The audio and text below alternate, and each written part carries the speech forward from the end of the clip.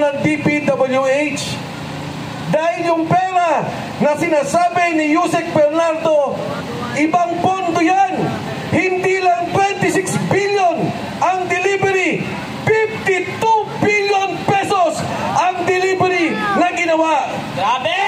Kaya po na po sa isip ko, totoo na si Bongbong Marcos kasama sa lahat. Magmula sa pag-approve ng pondo, sa pag-release ng pondo, galing sa kamay ng presidente ng sindikato, ang presidente ng Republika ng Pilipinas na si Bongbong Marcos. BBM resign! BBM resign! BBM resign! Deliver ng pera. Nagulat po ako. Sabi ko, totoo ba yan, Sarge? Opo.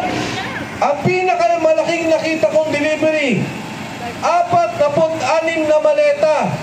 Nagkakahalaga, humigit kumulang 2.5 billion. Isang delivery lang na ginawa nila.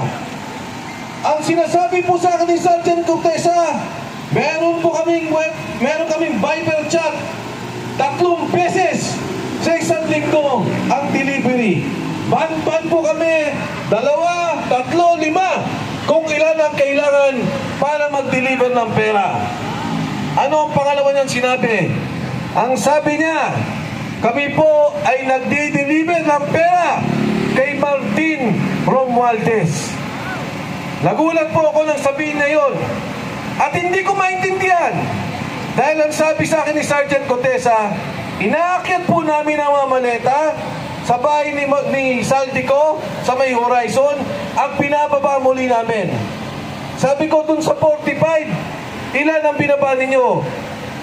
35 ang binaba po namin. Sabi ko, Sarge, parang ang hirap naman nun. Inaakyat nyo pa ang maleta, pagkatapos ibinababa nyo muli, isinasakay ninyo. Sabi niya, sir, hindi ko rin po alam kung bakit. Ang sinabi pa niya, na hindi pa ho na sinabi sa komite, sir, nagulat ako. Yung Department of Health, pinihinto nila, 0 budget, dahil ayaw daw makisama nung departamento, nung kalihim ng Department of Health. Pero matapos po nun, nung nag-usap-usap sila, muling ibinalik ang pondo at dinagdagan pa. Kwento po yan ni Cortesa. At sigurado ako, sa kwentong yan, may anomalya sa Department of Health na hindi pa natin nakikita. Lahat mayroon! Mga kasama, ng panahong yun, ang panawagan ko, imbestigahan si Martin Romualdez.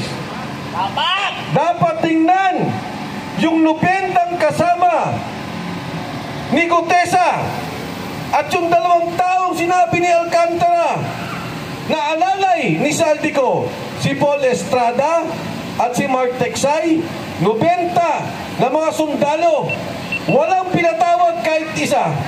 Yan ang magsasabing totoo na nagdi-deliver sila ng pera. Yan ang magpapatunay, si Paul at si Mark, saan galing ang pondong to? Sa departamento ba? Sa mga congressman ba? Anong pondo ba yan? Komisyon ba yan sa customs na sinasabi ni Saldico? O yung pera na galing sa asukal, sibuyas at bigas na sinasabi ni Saldico na pinagperahan ng gobyernong ito? Noong pong nangyayari ito, hindi ako nananawagan ng BBM resign. Nagulat ako nung nagsalita na si Saldico. Ano ang sabi ni Saldico? Nagdi-deliver ako ng pera kay Martin Romualdez at kay Bongbong Marcos. Yan! Marcos resign! Ngayon o, karagdagan. Baka hindi ka pa rin pwedeng maniwala. Baka gawa-gawa ni Saldico dahil gipit na siya. Ano ang sabi ni Saldico? 100 bilyon in-insert ni Bongbong Marcos sa pondo. Ano ang sabi ni Ping Lacson? Totoo yan, may pondo, pero hindi ikaw ang nag-deliver ng 25 billion kay BBM. Ang nag-deliver ng pera ay si Yusek Bernardo kay Secretary Bersamin at kay Secretary Pangandaman. Ano po ang ibig sabihin nito? Hindi nila sinasabing sinungaling yung 100 bilyon. Totoo na may 100 bilyon na inilagay sa pondo. Inilabas ang listahan at wala po silang masabing nagsisinungaling si Saldico. Ang mabigat, ang sabi ni Saldico, hindi totoo yung sinasabi ni Yusek Bernardo ng DPWH. Dahil yung pera na sinasabi ni Yusek Bernardo, ibang pondo yan. Hindi lang 26 billion ang delivery, 52 billion pesos ang delivery na ginawa. Grabe! Kaya po na po sa isip ko, totoo na si Bongbong Marcos kasama sa lahat. Magmula sa pag-approve ng pondo, sa pag-release ng pondo, galing sa kamay ng presidente. At hindi basta-basta na magre-release ka ng daang-daang bilyon nang hindi mo alam kung saan pupunta ang pondong ito. Tama! Mga kasama, yung pong lumalabas, 25 billion plus 52 billion, yan pa lang po ang nakikita natin, 77 billion kaagad ang pondo. Grabe! Grabe ang pagnanakaw na to. Organisado, sistematiko to, at hindi magagawa kung hindi ang leader mo, ang hepe ng sindikato, ang presidente ng Republika ng Pilipinas na si Bongbong Marcos. BBM resign! BBM resign! BBM resign! Ngayon, karagdagan, kinuha nila ang pondo ng PhilHealth.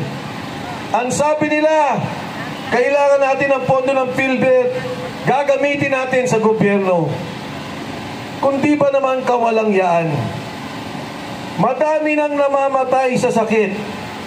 Marami ang may cancer. Marami ang nagpapadialysis. Marami ang naaksidente. Ngayon, ang mga ospital, ayaw na ng garantiya ng PhilHealth dahil alam nila na walang pondo. Alam nyo, ipapaliwanag ko sa inyo, ang pinirma nila 89 billion pesos. Lumabas pa lang yung 60 billion pesos, hininto ng Korte Suprema. Ang pondo ng gobyerno na ibinibigay bilang kontribusyon sa PhilHealth ay 70 billion pesos. Yung 60 billion na nawala, kontribusyon ng bawat isa dito yun. Pera po natin yun. Kaya may nawala na 60 billion, hindi pa nagbigay ng 70 billion, 130 billion ang nawawalang pondo sa programang pangkalusugan. Bilang paliwanag, alam niyo po, pag nagpunta ka ng Thailand, na ospital ka, kahit anong sakit, ang binabayaran mo lang 10% dahil may pondo ang kanilang programa. Magpunta ka sa Singapore, pag ikaw ay na-ospital at ikaw ay isang Singaporean, wala ka lang binabayaran, 0. Sa Japan, 10%. Sa South Korea, 10%. Sa Pilipinas, 70% ang binabayaran ng bawat isang Pilipino. Namamatay na lang, iba. Dahil wala po tayong pondo. Bakit kukunin mo ang pera ng PhilHealth? Imbes na pagandahin mo programa, pagandahin mo subsidya, tulungan mo lahat na may hirap na ospital na kailangan ng pondo, may cancer, kailangan ng dialysis. Ito ang dapat programa ng isang bagong Pilipinas. Hindi ang nakawin ang pondo ng PhilHealth para sa inyong sariling bulsa. Tama! Sira break na promotor! Yung pong PDIC,